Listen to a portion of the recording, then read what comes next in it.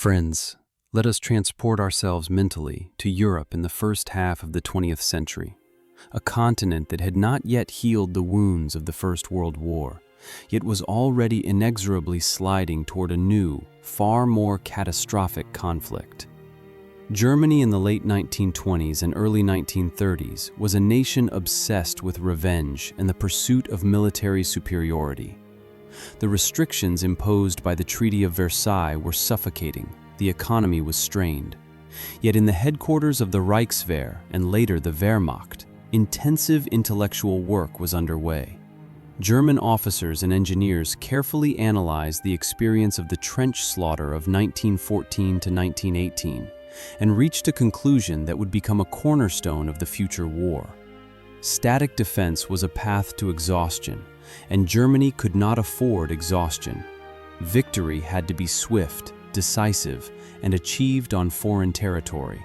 It was here that the concept of maneuver warfare emerged, later to be known as Blitzkrieg. Tanks, aircraft, and motorized infantry all had to function as a single mechanism. But any mechanism is only as strong as its weakest, most numerous link. That link remained the infantryman, a soldier with a rifle who, as 20 years earlier, faced the enemy in mud, dust, and snow. The Germans asked themselves, what weapon on the battlefield truly determines the outcome of a fight? The answer was obvious: the machine gun. The experience of the First World War had made it clear. The machine gun was king of the battlefield. But the king of 1916 was cumbersome, voracious, and required an entire team for operation.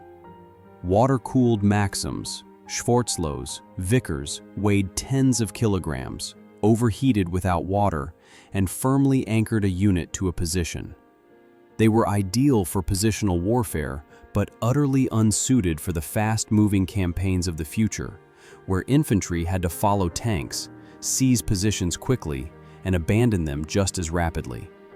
In German weapons bureaus, especially at Rheinmetall and Mauser, the search for a universal solution began.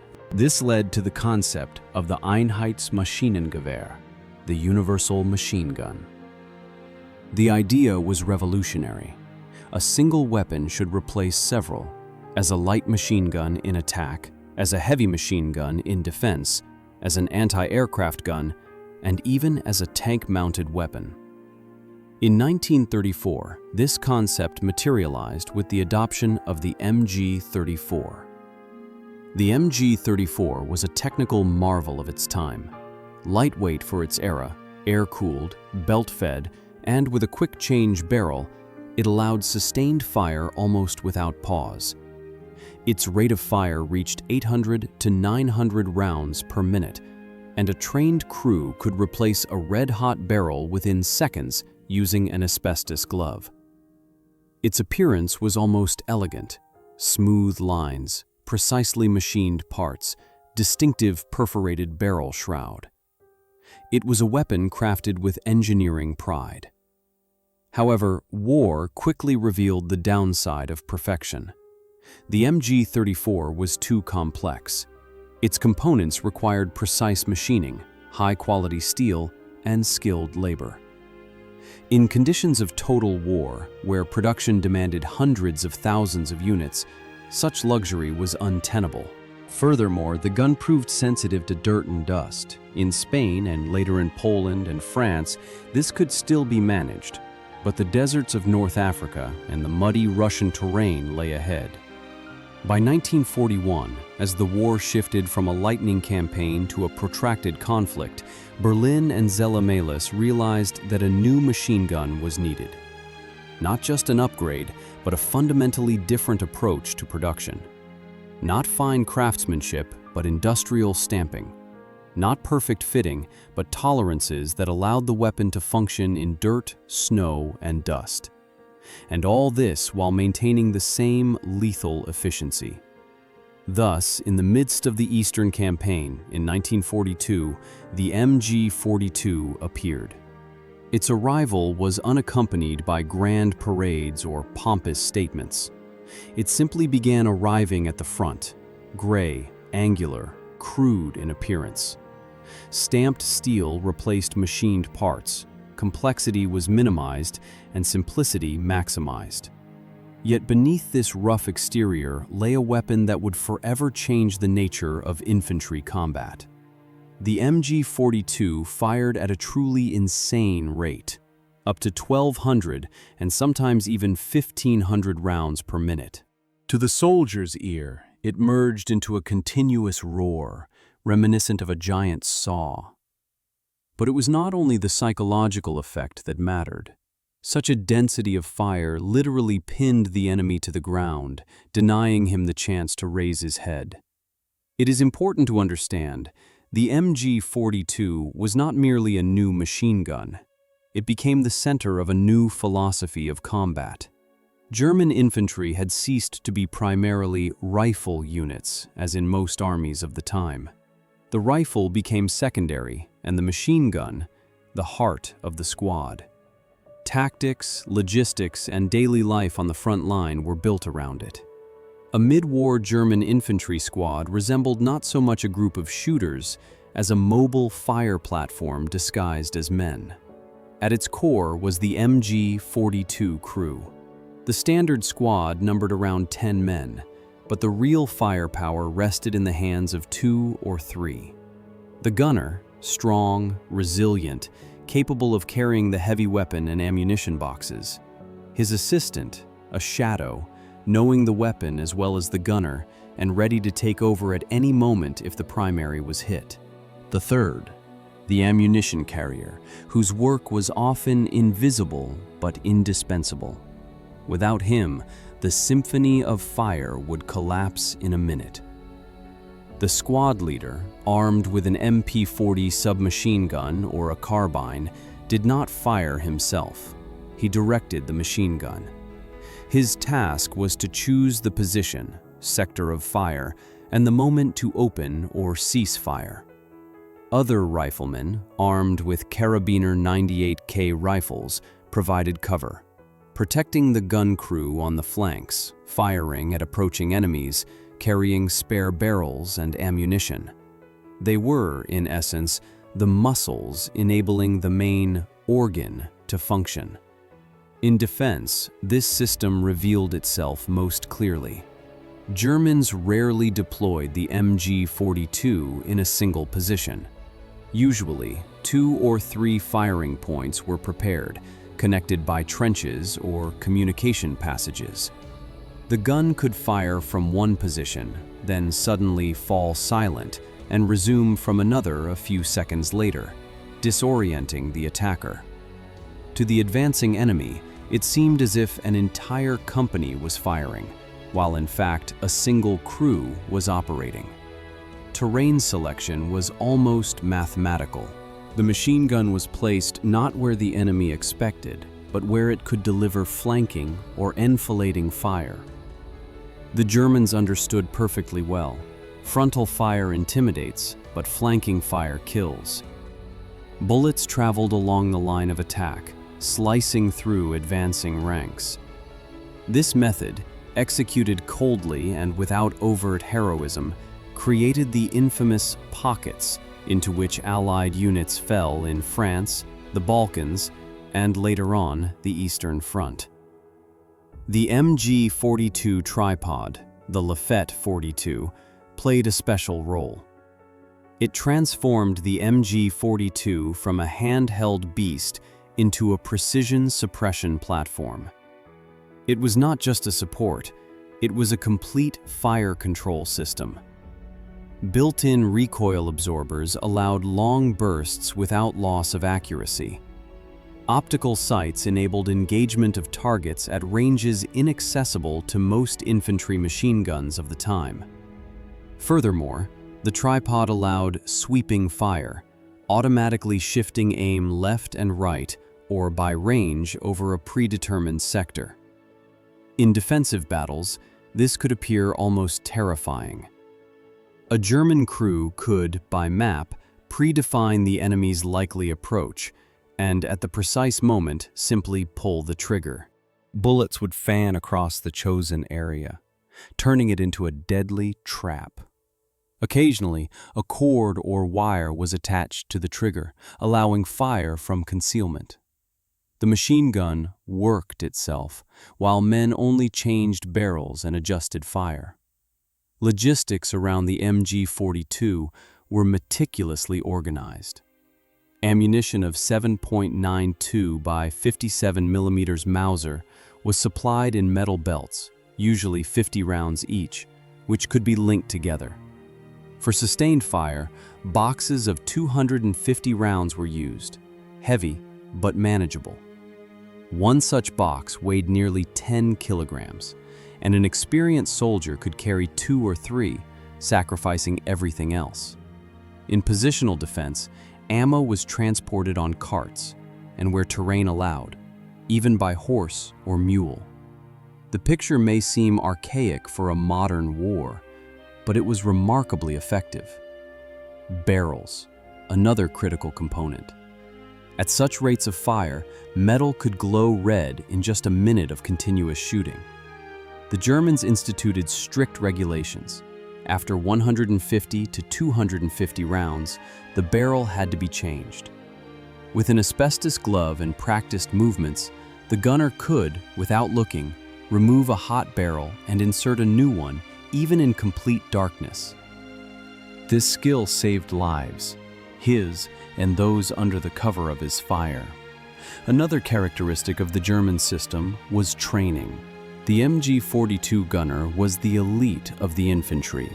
He was trained longer, pushed harder, and held to higher standards. He had to know not only how to shoot, but how to read terrain, anticipate the enemy, and sense the rhythm of battle.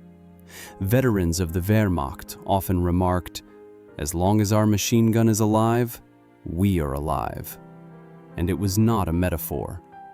For Allied soldiers, encountering the MG42 was often the first truly traumatic experience of war. American and British units, accustomed to artillery and air support, suddenly found themselves pinned to the ground by a single source of fire. The sound, density of bullets, and difficulty in locating the gun all disrupted the pace of attack, broke formations, and shattered morale. Field manuals for the Allies explicitly stated detection and suppression of German machine guns was the top priority. Thus, in an assault, mortars and artillery were employed first, not against the trenches per se, but on suspicious terrain folds, hedgerows, or buildings on the flanks, wherever an MG42 might be concealed. Only then did infantry advance, often under smoke cover. The cost of error was too high. The clash of these two military philosophies, the MG42 as the center of combat, and the Allied concept of fire-supporting movement, manifested not in textbooks, but on specific blood-soaked patches of ground, from the beaches of Normandy to the snowy fields near Reshaping. The difference was felt instantly and mercilessly. 6 June 1944, Normandy. As the first waves of American infantry landed on Omaha Beach, many soldiers believed that heavy bombardment would have left minimal resistance. Reality proved otherwise. German positions, cut into slopes, survived airstrikes. Within these concrete bunkers, behind sandbags and embrasures, the MG42 waited. Not dozens, mere units. Yet each was integrated into a system of interlocking fields of fire, with sectors overlapping, and the beach covered lengthwise, not across. Machine gunners did not fire randomly. They waited until the first ranks approached closer, until target density peaked, and only then opened fire. Sand erupted in fountains, tracers cut the air, and the sound, this inhuman roar, paralyzed men. Many veterans later recalled that Omaha was the first time they truly understood what machine gun fire meant, beyond mere training. The MG42 also had a psychological effect. Its high rate of fire not only increased the likelihood of hits, but denied the enemy the perception of pause. The British Bren or the American BAR had moments of silence that allowed movement, observation, or reorientation. The MG-42 offered virtually no such windows. Fire was continuous, or appeared so. Even seasoned soldiers lost track of time. The guns seemed to fire endlessly. On the Eastern Front, the situation was even grimmer. Vast expanses, poor visibility, freezing temperatures, blizzards. All these made the MG-42 especially deadly. In the winters of 1942-1943, when automatic weapons of many armies began to fail, the German machine gun kept functioning. Stamped components, enlarged tolerances, and simplicity, originally designed to save resources, suddenly became advantages. It fired when others jammed. Soviet soldiers quickly learned to recognize the sound of the MG-42 and regarded it with grim respect. Reports and memoirs often refer to it as the German high-speed machine gun. It was targeted first by mortar fire, snipers, and assault teams. Sometimes an entire squad was thrown at a single gun, realizing that as long as it survived, no advance was possible. Yet the MG-42 was not invincible. It had vulnerabilities, and experienced opponents learned to exploit them. The main weakness was dependence on ammunition and barrels. No matter how organized the German logistics, during retreats or encirclements, cartridges ran out, spare barrels were lost, and crews were killed. One wounded or killed gunner could paralyze the squad for critical minutes. Snipers and artillery targeted these firing points deliberately. Interestingly, facing the MG-42, the Allies began rethinking their own approaches. Americans experimented with converting captured guns to .30-06, but faced problems. Altered ballistics, increased wear, and reduced reliability. These were experiments, not mass solutions. Yet the principle, a single machine gun for squad and platoon, was absorbed. After the war, the influence of the MG-42 was nearly total. Designers around the world studied its mechanism, particularly the roller-locked bolt, which enabled high rates of fire. In the United States, it inspired the M60, inheriting both strengths and weaknesses. In Europe, the path was more direct. West Germany, joining NATO, adapted the MG-42 to the 7.62 by 51 mm NATO cartridge, reinforced some components, and it returned to service as the MG-3. Paradoxically, a weapon born of total war and resource scarcity proved so successful that it outlived its era. The MG-3 has served, and continues to serve, for decades in the Bundeswehr, and in the armies of Italy, Turkey, Greece, and dozens of other countries. It is still feared, respected, and forms the basis for squad tactics. The history of the MG-42 is not a tale of a miracle weapon or technical fetish. It is a story of industry, tactics, and human factors fused into a single whole. The Germans did not merely create a machine gun. They created a system in which every soldier, every box of ammunition, and every position served one goal: to ensure continuous, suppressive fire. This is why the MG-42 is remembered not as a museum exhibit, but as a benchmark. A benchmark of how cold engineering logic can turn a piece of steel into the center of the universe for a squad, and a nightmare for anyone on the other side of the line of fire. Behind the dry figures of rate of fire, tactical diagrams, and weapon indices lies the rarely spoken truth: the human cost. The MG-42 was not merely a tool of war. It shaped the psychology of battle on both sides. For a German soldier, it became an anchor of confidence. As long as the belt fed and barrels were changed on time, the squad functioned as a fighting unit. Losing the gun meant not only a reduction of firepower, but a collapse of the battle structure, when a well-oiled mechanism became a disorganized group of riflemen. In Wehrmacht veterans' memoirs, almost superstitious respect for the MG42 is often noted. It was cleaned more carefully than personal weapons. It was preserved and carried even during withdrawal, sometimes being taken last to cover the retreat until the last cartridge. Not out of fanaticism, but understanding that the next position would not hold without it. For Allied soldiers, the MG42 embodied anonymous death. It was rarely seen, only heard and felt. It had no face. It did not scream. It did not charge. It simply functioned. This is why in letters, diaries, and post-war interviews, the German machine gun is mentioned more often than tanks or aircraft. Tanks could be bypassed. Aircraft could flee. The machine gun remained. It waited. Post-war, attitudes toward the MG42 shifted dramatically. From an enemy weapon, it gradually became an object of professional respect. Military historians, engineers, and officers worldwide agreed. It was one of the most rational and logically complete infantry weapons of the 20th century. Without mystique, without legend, simply a perfectly executed solution.